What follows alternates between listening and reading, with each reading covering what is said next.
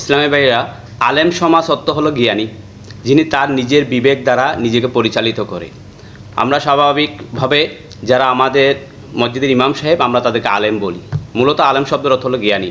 এখন আলেমদের কাছে আমার একটা সাজেশন হলো যে আপনি আপনার পরিবারকে ভালো খাওয়াচ্ছেন, ভালো ভালো পরিবেশে রাখতেছেন, তাদের জন্য ধন সম্পদ রাখতেছেন, কিন্তু আপনি আপনার পরিবারকে, মাকে, সন্তানকে একবার একটা প্রশ্ন করুন যে আমি যে তোমাদের খাওয়াচ্ছি, আমি যে তোমাদেরকে ভালো ভালো ব্যবস্থাপনা, উন্নত মানের খানা খাওয়াচ্ছি, তোমরা কি জানো আমার এই ইনকামের মধ্যে হারাম রয়ে যাচ্ছে? তোমরা কি আমার এই পাপের ভাগটা কি নিবা? তখন প্রত্যুত্তর আসবে, মা বলবে আমি একজন ভালো সন্তান গর্ভে ধারণ করেছি, আমার সন্তান খুব ভালো, সে কখনো কী করতে পারে না, অবৈধ ইনকাম করতে পারে না। স্ত্রী বলবে আমার বাবা আমাকে একজন ভালো পাত্রের কাছে সুবদ্ধ করেছে। আর সন্তানরা বলবে যে আমার বাবা পৃথিবীর শ্রেষ্ঠ বাবা।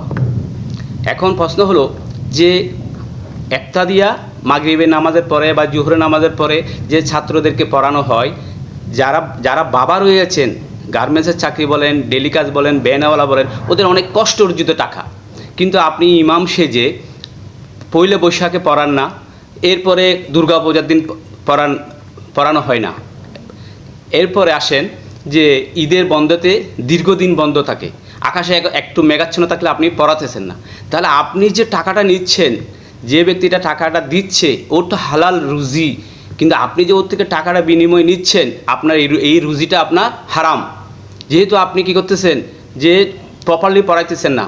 আবার দেখা যাচ্ছে যে মায়ের অসুস্থতা, স্ত্রী অসুস্থতা, সন্তানের অসুস্থতা, এইভাবে বাহানা দিয়ে কমিটির সাথে মিনিমাইজ করে আপনি বাড়িতে চলে যাচ্ছেন, আপনি পরিবারের কাছে যাচ্ছেন, সেখানে কিন্তু একটা মিথ্যার আশ্রয় যাওয়া হচ্ছে পরিবারের সান্নিধ্যে।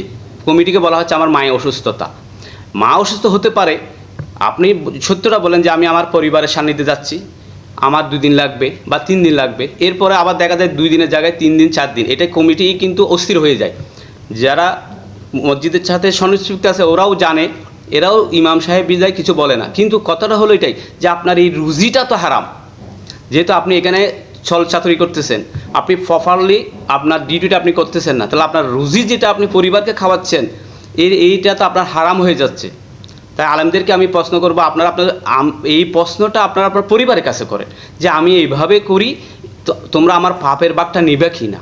তখন ওরা রিপ্লাই দিবে একটা, ওরা কখনো আপনার পাপের ভাগটা নিবে না।